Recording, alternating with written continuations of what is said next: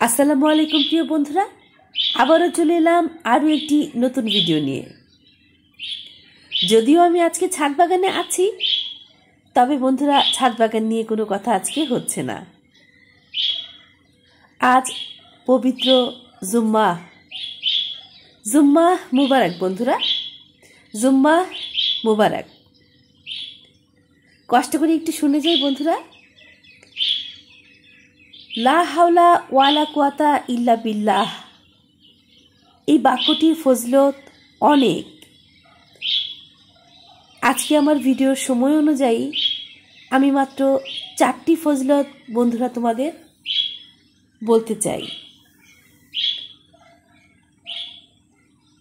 লা হাওলা ওয়ালা কুওয়াতা ইল্লা বিল্লাহ,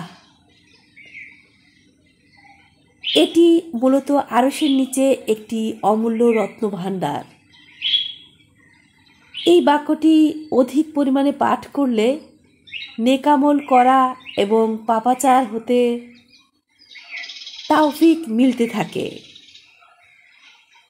চলো বন্ধুরা জেনে আসি লা হাওলা ওয়ালা কুওয়াতা ইল্লা বিল্লাহ এর 4টি ফজিলত সম্পর্কে।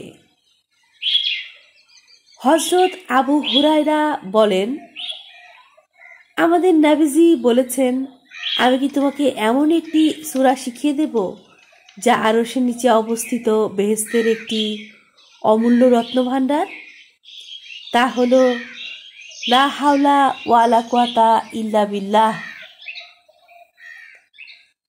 ফজিলত 2, লা হাওলা ওয়ালা কুওয়াতা ইল্লা বিল্লাহ হলো 99টি ব্যাধির ঔষধ স্বরূপ।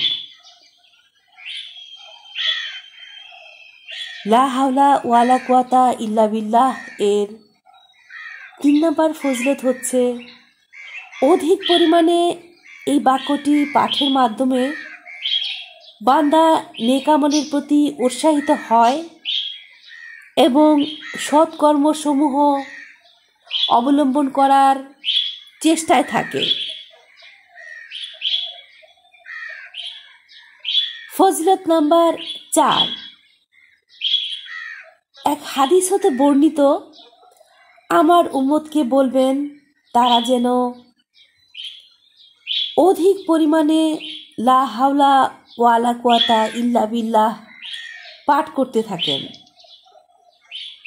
এটি পাঠের দ্বারা জান্নাতে বাগান বৃদ্ধি করতে থাকে ওই বান্দা।